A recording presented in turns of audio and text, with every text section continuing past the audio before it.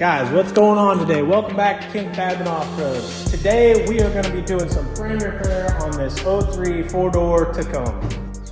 Thanks to a very loyal, I can now say customer, and I hope to be friend by the end of this, Amir from Texas brought his truck. He made a 12-hour drive up to Missouri to see me, to have me work on his frame. I take a lot of pride in that, and thanks again, man. I mean that from the bottom of my heart.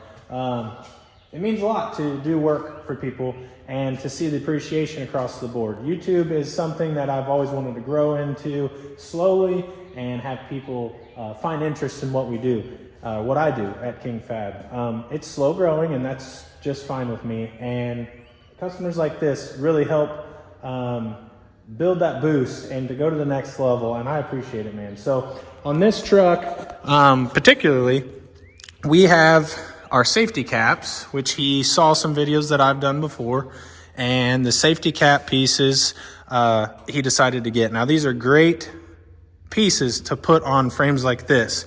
His frame, I'll get some more footage underneath here soon, but his frame is good up to literally about here, actually almost to the hanger, just right where the hanger is. It's giving him a little trouble trying to fall through. So the whole front of the truck's beautiful. I mean, you wouldn't even notice, and even back here is really good. It's a shame that these frames do that. We've been over that many times on the channel, but what we're doing here is getting both sides done. So I'll be taking the fuel tank down and then doing both of those, getting the hangers all back up to snuff. We'll coat them, paint them, coat them, get them all welded in. We'll go through the process together. I'll show you a little bit more in depth than I normally do of cutting the pieces out and what it takes to get them fit in there, because these don't just slide in there. Everyone thinks they do. They take more work than that, but I'll show you as I get into it. I'm gonna get this thing lifted up, and we're gonna get to work on it, guys.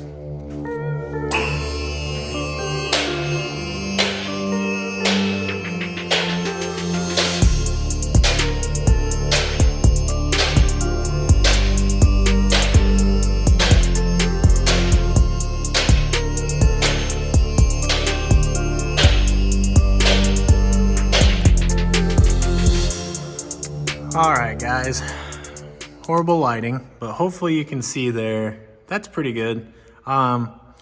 He decided to put a plate. He did drive, like I mentioned, 12 hours. I mean, down from Texas all the way into Missouri, which is super cool. The determination to get something fixed, I love that. But he decided to put this plate under there because this is collapsing. Where the hanger is pretty sturdy still. I've seen much worse. This thing's not bad. Not bad. You know, any rust on your frame, and especially where it goes through like this, is bad, of course. But in the term of Toyotas, if you have one of these, if yours looks like this and you're really wanting to get it done, like this side's getting close, but it's still solid, but we're going to do it too. You're not in bad shape at this point. And being that the front of the frame is still in good shape, this is where you want to be. This is when you can fix one. A lot of people bring them to me, and we're talking from front to back. You can't even, it's so scaly and bad, you can't do anything with it. So we're in good shape here. We're going to get them fixed up, and I'm going to start taking these pieces off and go from there. I'll keep you updated as I go along. Like I said, I'm going to remove the tank, and we'll get in there where we can work on this properly.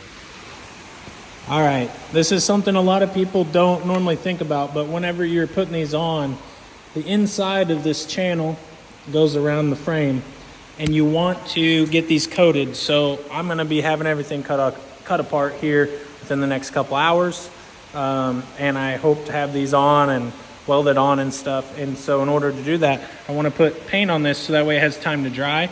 That way when everything's up on the frame, it doesn't rust in there. So I do some self-etching primer from Seymour. Super good stuff here. That's it right there. And that just etches in and gets a good coating on it. And then of course everything gets undercoated and everything, but you have to put something up there so that way it doesn't rust away in the first couple years. So just a little tidbit for you when you're doing this. I got the bolts all loose. I'm gonna get everything marked off. I have to measure from bolt hole to the front mount. I also measure from here to the front of the cab mounts, and I record that. I do that on each side. They're not necessarily the same. They're always a little different on a Toyota. I'm pretty sure they put these frames together and they get a little off center. But anyways, I will record those measurements and then we'll start getting everything taken apart, get the tank out, and then we can get these pieces fitted on here. All right, guys, this is where I'm at. I'm sorry if you can't hear me. It is pouring rain here where I'm at, and I'm assuming this makes it hard for you to hear. I hope not. But anyway, I got the tank out. There's a few different lines that you have to take out, excuse me, that go to the top of the tank. Some just regular clamp style. This is held on with a clamp, and then your main fuel lines. Get all that done in your electrical, and then you can drop that out. I used a tranny jack. You could do it with a couple people. Obviously, less fuel, the better. But I'm about to take the brake lines and pull them up, the e-brake cable, that comes out, and then I'm going to trim these off. Before you do that, yet again, make sure you record your measurements from somewhere relative, so that way on front and back, that way you can put them back where they need to be. Very important. Don't forget, write them down in 2 different places and tell your buddy. But yeah, we're going to cut these off next and get the new pieces fit on there. Of course, you got to clean up everything around that, but that'll be the next portion of this. All right, now update, the mount is cut off. I used the plasma cutter. I didn't have one of these in years past, so that's really nice. It got everything pretty clean. You might be able to see it, you might not. I've ground a little bit because I was just seeing how attached some of these pieces were, which this frame's in pretty rough shape, don't get me wrong, right here, but the other side's still really good. So I was able to do this side first, cut all the stuff away, and then I can put the plate in. And with doing so, I'm really happy with how it turned out. So if you guys have a plasma, that would be nice. I've used cutting wheels and grinders before, and that works too, just takes a lot longer. So I'm gonna clean all this up and get the piece prepped, so that way it can go in here and show you guys what that looks like next.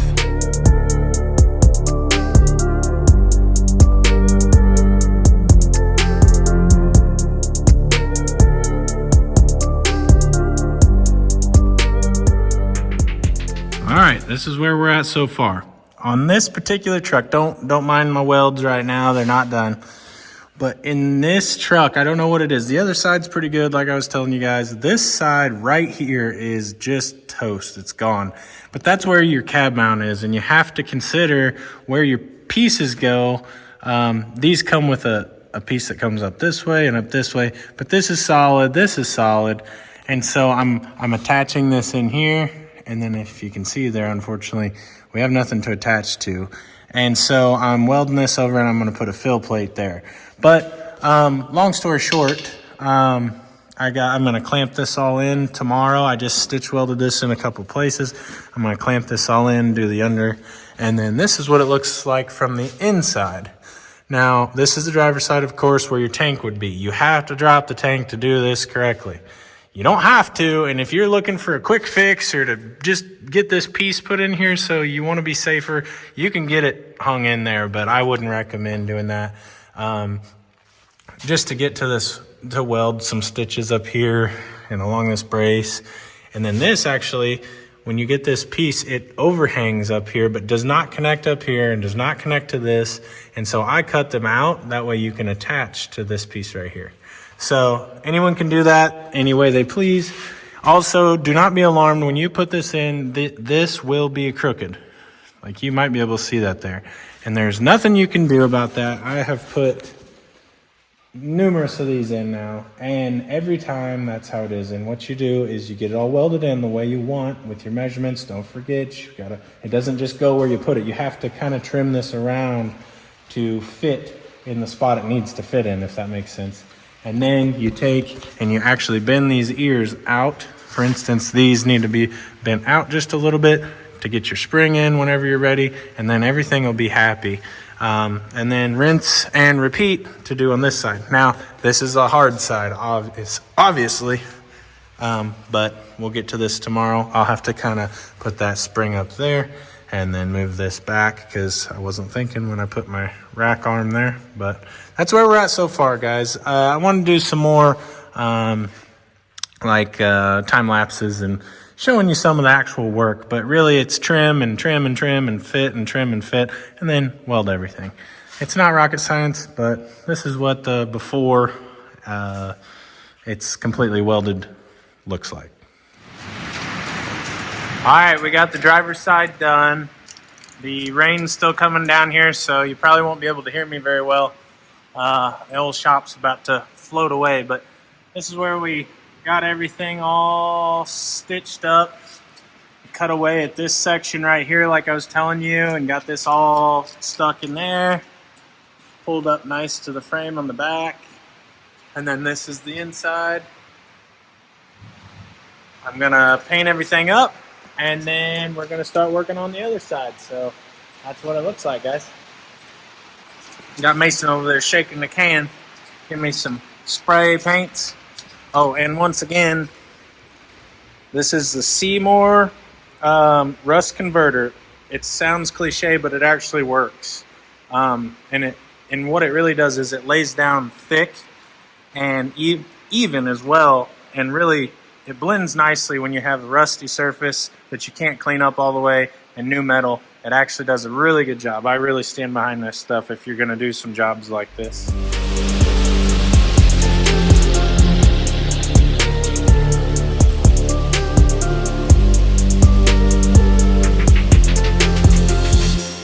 All right, on to the next side, guys. We are moving right along. We got the old mount cut off here, cleaned off. I'm prepping the areas where the new plate needs to go. I'll spray it over with weldable primer before we put our other piece up, like we did on that side.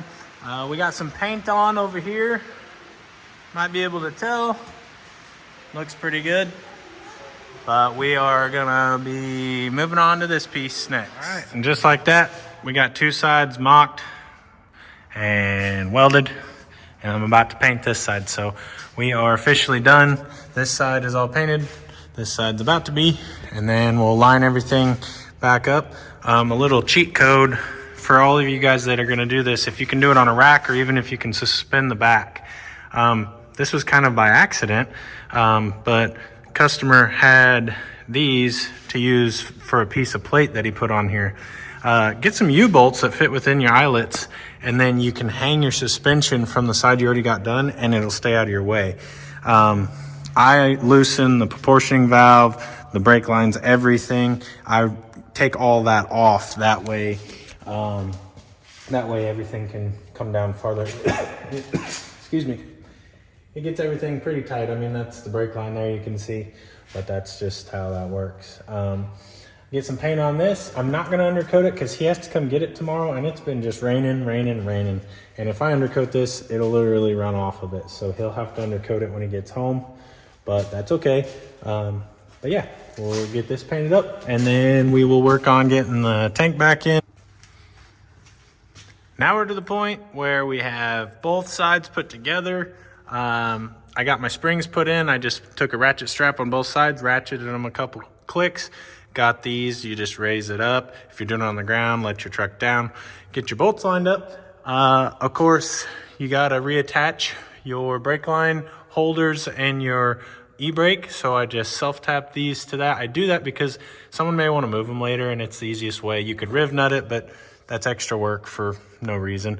And you got 2 layers there, so it makes it hard. And then just drill holes to put your push tabs back in.